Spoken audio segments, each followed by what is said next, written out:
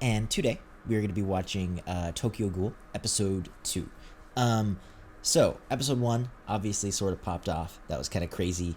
We got Kaneki, our main protagonist here, and he is kind of half ghoul, but for all intents and purposes, basically 100% ghoul. And then the last episode just left off where he got force-fed a person. I never thought I'd say that sentence in my life. Anyway, he ate a person. Or part of a person. So, I don't know. We'll see. I don't really know where this is going to go. I don't know even if I really like our main character or can root for him. I don't know. It's a whole kind of moral hoops to jump through as far as how to operate at this point. And yeah. So, I'm really excited. Please, though, go check out La Death Machine's YouTube channel. She's got an Instagram. She's got a YouTube channel. I'm going to link it all in the description. Tons of anime-related stuff. Just tons of really cool content. And yeah, thank you for joining us here. Thank you for watching. As always, full-length reaction is going to be up on Patreon. Next week's reaction is going to be up on Patreon. We're doing Tokyo Ghoul every Monday. And as always, there's going to be a free link to the actual reaction, and then you guys can come back here to hear our thoughts, theories, and review, just to avoid the copyright nightmare. So, all that being said, let's get into Tokyo Ghoul episode 2.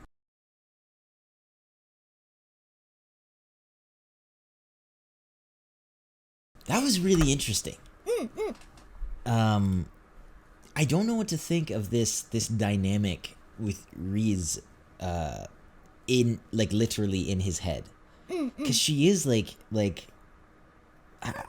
it's very interesting. I don't know. She seems different than the other ghouls, and so then because he has like a part of her in him, it makes it like she literally is like a demon.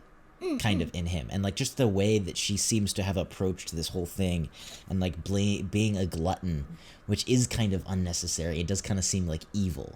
And I don't know. It's very like the only way I can describe her character is like carnal. If that makes sense, you know what I mean? Yeah. Because it's not quite just like, oh, you're sexy anime bad guy, but she's like this like. She's very feral. Yeah, and so then that temptation. It literally is the temptation to Kaneki of like giving in to the animal side, because like she almost I feel like is kind of the symbol of that.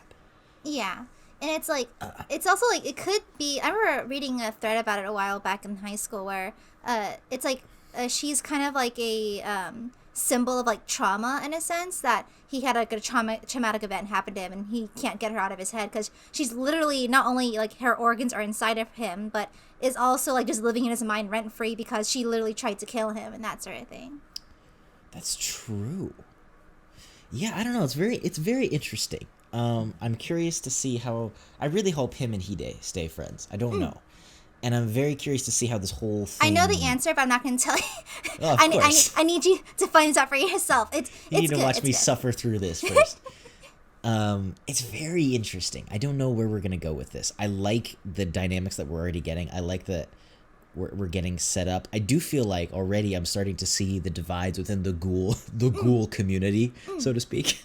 Yeah, there's like a lot of like different factions, and they fight over territory and that sort of thing. But also and so, even like, on a moral level, dig into that, right? Where it's like the guy with the glasses that we hate, he views them like pack animals, and that's really interesting because I feel like it's not true, but like that's how he looks at it. And so I think we're getting these like, and same with Rize, I feel like she would have done the same thing, where it's like, oh, these are things to just get a kick out of, to get a pleasure from, and that's it. Then you have other ghouls like Toka, who's angry with people, I guess, because she's upset that they get to live like a comfortable lifestyle while she doesn't. And then we have her boss, the barista, who understands the struggle and tries to mediate the two. Like, each ghoul kind of has their own, like, different perception on what humanity versus ghouls kind of looks like.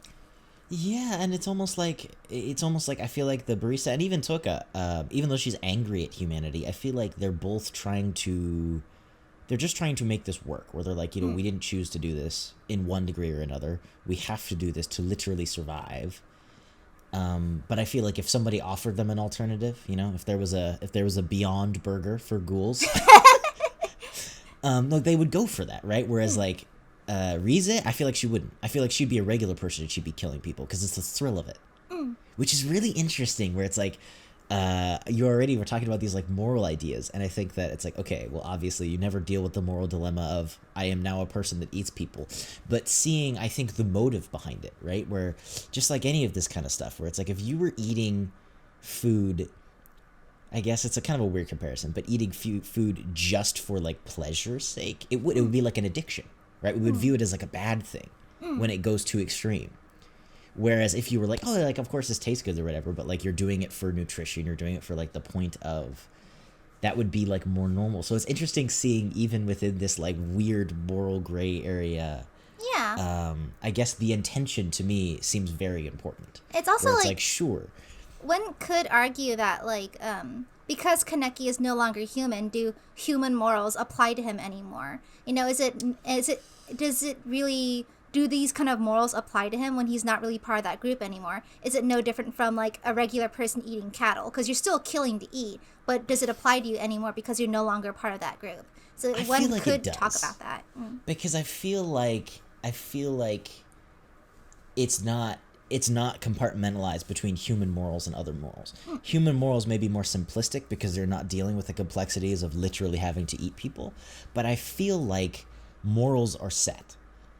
And you have to figure out how to, like, what is right in a situation, but it's not like, oh, you know, there's cat morals and dog morals and human morals, and unlike it, it's like they aren't cattle though, because you're not smarter than they are. You may be stronger and faster and heal, but you're not smarter than they are.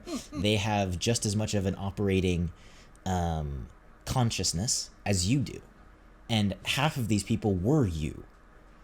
You know, and so then it's like, and no, plus you were them not a few days ago.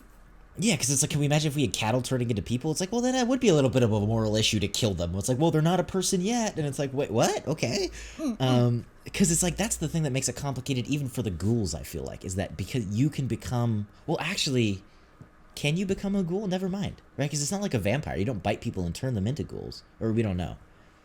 That's kind of interesting. I don't know. I do think, too, they were kind of setting up an idea of Kaneki maybe being, instead of being an outcast of both sides, maybe being some sort of path towards the future.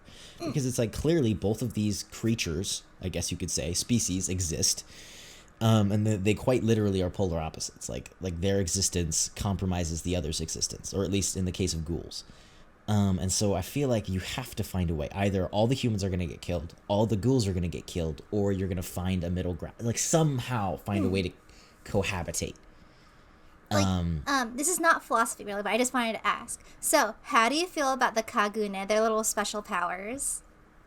That was really cool. I mean, dude, Kaneki's is way cooler than the other dudes. Yeah. It's like, oh, look at mine, it's all blue and green. Kaneki comes out with these, like, freaking red tentacle things, and I was like, oh, that's super cool. It's like, it's also fun because different ghouls have them appear in different locations. So, Toka has them coming up her left shoulder blade. Kaneki has him at the base of his back, so like his tailbone area. And then I don't know, I don't remember what the orange-haired guy's name or where his Kagune comes from, but it looks like his left butt cheek or something. But I don't know. But it's because he's an ass. Anyway. Same hat. Yeah, no, it's just really well done. The animation on it's really fun, like how it's constantly like flowing and stuff. And the color, it's so, because everything else is a little bit muted, and that's the world. It feels like very dark and depressing. Then when you see this just like striking color, it stands out. Oh yeah, it's like the way that the color of the world. Of course, like there's anime hair, so there's like bright colored hair, but in terms of the background, it's very normal looking. It's not super desaturating, but it's just very plain looking. But as soon as you get scenes where like Riza's talking to Kaneki, or the ghouls do something ghoulish, like the color palette changes, like to shift the mood, and it's really well done. Yeah, and even like the anime hair color is bright colored, but it's not like neon, right? Yeah, like, it's not like no one's walking around with comb hair. It's all toned down. It's darker, right? They're dealing with darker color tones, which I really like. And even implied that Hida just bleaches his hair, to be honest. So you can see his black roots and everything. It's grown out. Yeah, so I mean, this is just really great. I really enjoyed the show so far. So yeah, thank you for joining us. Thank you for watching with me, Mai. This was really fun. Anytime. Thanks for inviting me back. I thought you'd get tired of me already. No, dude, and obviously in the comments, guys, like I don't know going forward if there's like certain episodes that are really epic or not, and you're like, hey, dude, have a pretty girl because we're tired of seeing your ugly reactions. You know, we could do that. That's cool. Like obviously, so let me know if there's like specific episodes, especially in this show or another show. You're like, hey, you know, have the Death Machine come on. I think that would be awesome. Hey, have that pink goblin show up again. Obviously, go check out all of her stuff, YouTube channel, Instagram, everything. Lots of cool content on there, a lot of anime related stuff, and just really cool stuff. And yeah, thank you for joining us here. Thank you for watching. As always, full length reaction is going to be up on Patreon. Next week's reaction is going to be up on Patreon. If you do want to go check that out, support us, help us keep doing what we're doing. We're getting episodes every Monday. And yeah, if you don't want to go do that, you can't. You know, you got to pay your bills. You got school going on. Totally fine. Thanks for watching on YouTube. Thank you for joining us. If you're new here, welcome. And hopefully we will see you all in the next video.